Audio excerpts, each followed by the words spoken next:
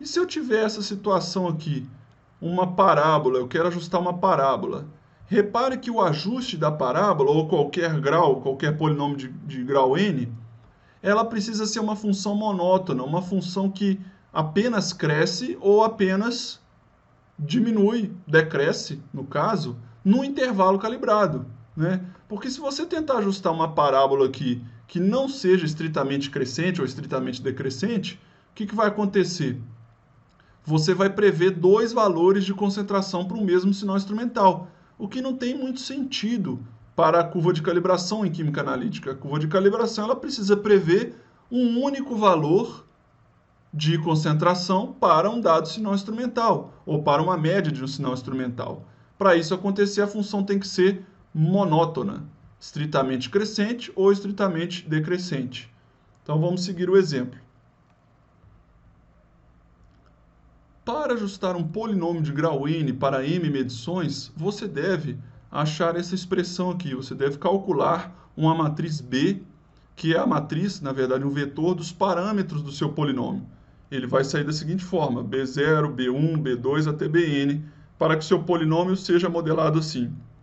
Y é igual a B0x elevado a zero, ou seja, o termo independente, mais B1x elevado a 1, B2x elevado a 2 até Bnx elevado a n. Seu polinômio vai ser modelado dessa forma. Não é recomendado que você use um n muito grande, porque não nos interessa que a liberdade para fazer curvas, que justamente que é o que esses expoentes nos proporcionam.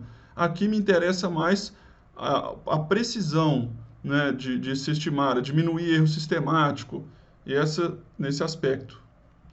Para calcular a matriz B, voltando à expressão, eu vou ter a primeira cálculo aqui, ó, J transposto WJ. Quem é a matriz J? A matriz J é a matriz planejamento. Essa matriz planejamento ela é composta de várias colunas, né, onde você vai elencar aqui os seus X, os seus dados experimentais de concentração, e cada coluna ele vai elevar um expoente. Então a primeira coluna é elevada a zero, a primeira coluna fica toda preenchida de 1, 1 até xm. A segunda coluna são os próprios dados experimentais, porque eles estão elevados a 1. Na terceira coluna, você colocaria eles elevado ao quadrado, até que chegue no valor n. Coloque aqui a coluna dos valores elevado a n, seus valores experimentais para x. Essa é a matriz planejamento. Planejamento transposta, basta você transpor essa matriz. E a matriz W é a matriz de peso. No modelo ponderado absoluto, essa matriz tem os seus elementos da diagonal principal estabelecidos como o inverso da variância, né, de cada nível calibrado. Portanto, se x1 e x2, os dados pertencerem ao mesmo nível, esses valores serão iguais. Se forem níveis diferentes, serão as variâncias de cada nível. E o restante dos elementos dessa matriz diagonal são todos nulos. Portanto, eu vou ter J transposto WJ, essa primeira operação. Feita essa multiplicação, eu calculo a inversa dessa matriz, né, pela resolução de um sistema linear. Calculando a inversa dessa matriz, quem que eu vou achar? A matriz VB, que é a matriz de variâncias e covariâncias da matriz dos parâmetros do polinômio. Você vai ter aqui, ó, dentro da diagonal principal dessa matriz, variância de B0, variância de B1, de B2 até variância de Bn. E os elementos que não estão na diagonal principal serão as covariâncias entre os parâmetros, covariância de B0, B1, B0, Bn, de forma espelhada, né? O elemento A1, 2 será igual ao elemento A2, 1, assim sucessivamente. Então, eu tenho a matriz de variâncias e covariâncias neste primeiro cálculo ao resolver esse sistema linear. Feito isso, o que eu preciso fazer agora para descobrir a matriz de parâmetros, ou seja, do valor esperado de cada parâmetro? Eu preciso multiplicar essa matriz por um J transposto WY. Já sabemos quem é J, já sabemos quem é W, que é a matriz de pesos, os inversos das variâncias, dos níveis. E a matriz Y, na verdade, é uma coluna, é um vetor, né, com os sinais instrumentais de cada nível avaliado. Então, eu tenho de cada ponto avaliado. Então, eu tenho aqui os valores de absorvância, N replicatas por nível, quantas forem necessárias. M medições. Você está ajustando um grau N para M medições. Então, eu tenho aqui as M medições nesse vetor. E aí, veja o seguinte. Quando você tem a matriz W, que é essa matriz aqui, ela é M por M, né? É uma matriz quadrada M por M. E aí você multiplica por uma matriz M por 1. O resultado disso será uma M por 1, e o resultado com J transposto é uma matriz N por M. Então o resultado fica N por 1, que é justamente a dimensão da matriz dos valores esperados dos parâmetros. N por 1. N linhas e uma única coluna.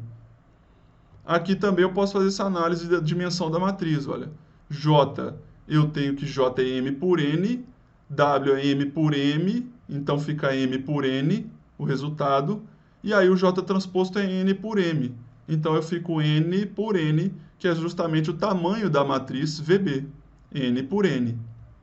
Então a análise dimensional deu certo, consigo fazer uma operação permitida e consigo com isso achar tanto os valores esperados para os parâmetros do seu polinômio, quanto as suas variâncias e covariâncias entre eles. Uma restrição aqui, eu não posso ter um grau maior do que o número de medições. Portanto, N não pode ser maior do que M. Não faz sentido eu querer ajustar um polinômio de grau N superior para um número de medições menor. Por exemplo, eu tenho 5 medições e vou tentar ajustar um polinômio de grau 6. Ele vai ajustar perfeitamente, mas ele já não é mais estimativa, né? Você não está estimando, você perde o sentido. Então, N sempre menor do que M. E de preferência que não seja um N tão grande, né? Até terceiro grau, quarto grau, na pior das hipóteses, para você trabalhar com curva de calibração. Porque, como eu falei anteriormente, não te interessa ficar tendo liberdade de fazer curvas na curva de calibração. Você quer uma curva só, mas se ela precisar ser mais acentuada, aí sim o seu N tende a ficar maior, quanto mais acentuada você desejar que seja a curva. Em geral, até parábola, até polinômio de segundo grau já atende muito bem para a curva de calibração em química analítica. É muito raro ver um caso que a parábola, ou a reta ou a parábola não atendam. Portanto, se você ajustar uma parábola, você pode muito bem usar esse cálculo matricial, as matrizes vão ser menores. De qualquer forma, você consegue estimar o B0, o B1 e o B2, aqui no caso da parábola ela para em B2, e as suas variâncias aqui numa matriz 3x3. Muito obrigado pela atenção e até o próximo conteúdo.